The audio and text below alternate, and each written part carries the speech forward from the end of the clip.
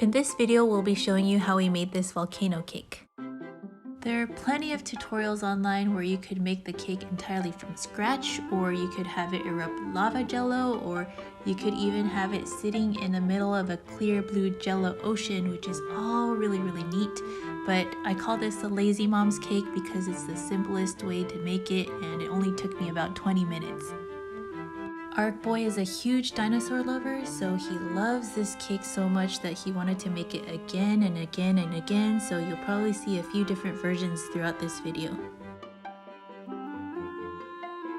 First off, these are the supplies you will need. A cake. Better yet, you can get a bundt cake to save even more time, but in our case, our son has food allergies, so the options for vegan cakes were a little bit more limited. Frosting. I chose fluffy white because the can says it's easy to spread. A small glass to hold the elements for the smoke, a knife, a spatula, and a fork, some toy dinosaurs for decorating, some bowls. And I forgot to add these to the photo beforehand, but you'll also need red and green food coloring. And when it's go time, you'll need some dry ice and hot water. Make sure to read up on proper handling and storage of dry ice beforehand. You'll probably need to get the dry ice within a few hours before you need to use it. I'm taking this cup and I'm making an indentation in the middle of the cake to get an idea of how much space I need, and I'm just going to push it all the way down as far as I can, but it doesn't have to make it to the bottom of the cake. Here I'm scooping out all the cake from that hole and I'm setting it aside in a bowl.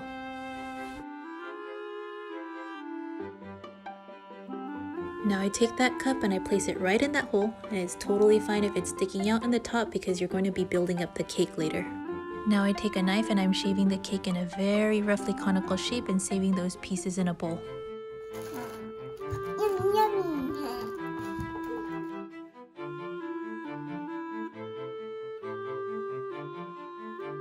Since this was a pre-made cake, there's already frosting in it, so I'm using a fork and mashing up all those extra shavings to mix the frosting with the cake.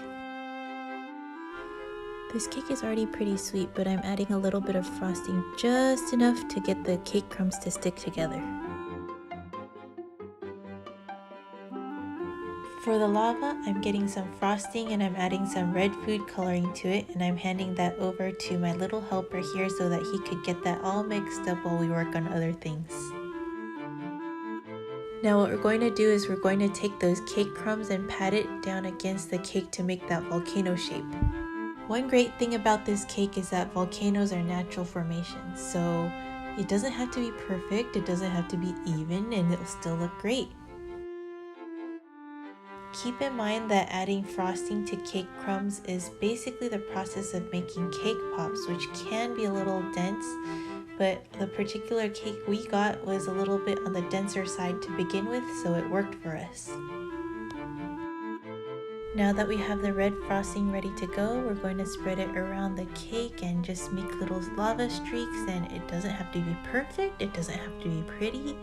You can make it however you want. It can be thick or thin, and honestly, once you have the smoke going, nobody cares or notices what your lava looks like.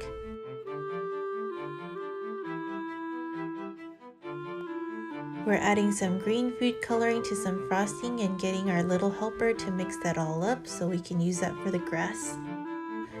I don't own any piping tips, so instead I'm just using a fork and brushing it up against the cake to make it more or less look like grass.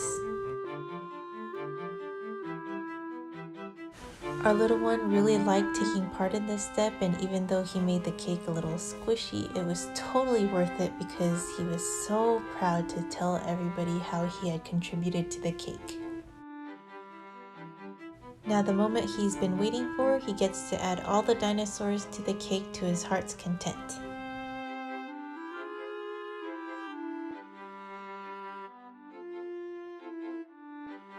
Now here's the final product.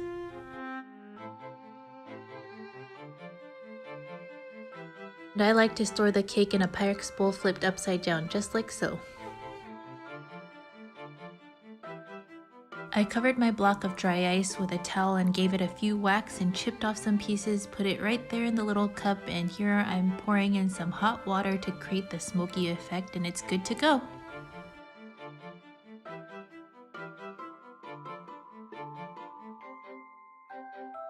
We hope you have as much fun making this cake as we did. Enjoy!